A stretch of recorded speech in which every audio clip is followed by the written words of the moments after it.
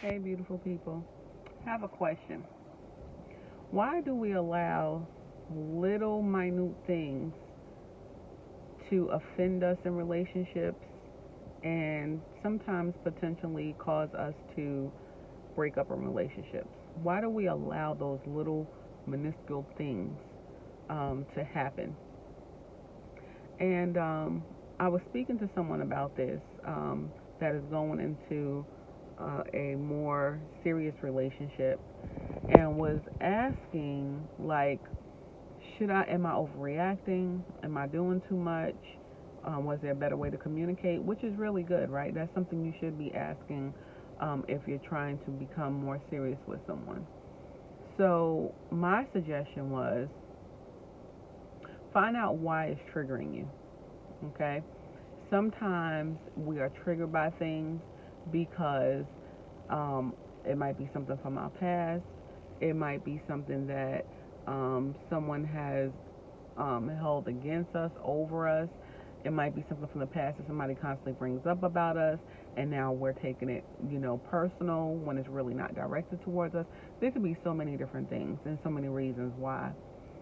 But the most important thing is to find out why it's triggering you and communicate, right? Communicate in a way that it's not going to offend the other person, because if you're thinking about getting into a relationship with this person, this is going to become a person that can potentially be your partner, who can potentially become your best friend, someone who you're going to trust deeply, right? So you don't want them to feel like, I'm thinking about you in an ill-mannered way before you. I mean, why get into a relationship with somebody if that's what you're going to think about them?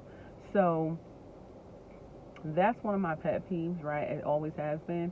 If you know me, meaning you, you should not be have these preconceived notions of me in a negative manner, right? So if the person's going to be with you, if they're going to be your partner, if they're going to be your best friend, if they're going to be your ride or die, you really, really need to have that type of trust in each other, and know that anything that I say or do is really not to hurt you.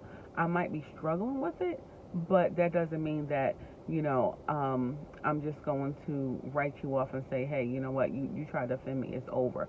Sometimes we take little things too far instead of just communicating effectively. There's a lot of ways to communicate, but effectively is what you're looking for. So sit down, tell the person what you're feeling, ask them, is this what they meant? And then see where you go from there, right? Um, See what kind of answers you get. You might have been totally wrong. You might have perceived that totally wrong. And they can just like help you, figure that out. And you'll feel a lot better. But before just reacting and being angry, coming in the house, not speaking to each other, slamming the phones down, hanging up the phone on each other, that is also negative. That energy is negative, and you don't need that. Before you start to do that, before you start to have tantrums, just think about the maturity level that you should have in a relationship. That's why I always say you have to be emotionally ready to be in a relationship, because you should not just be reacting sporadically, especially in a negative manner. So just think about it. Think about the person you're with. Think about if they have your best interest.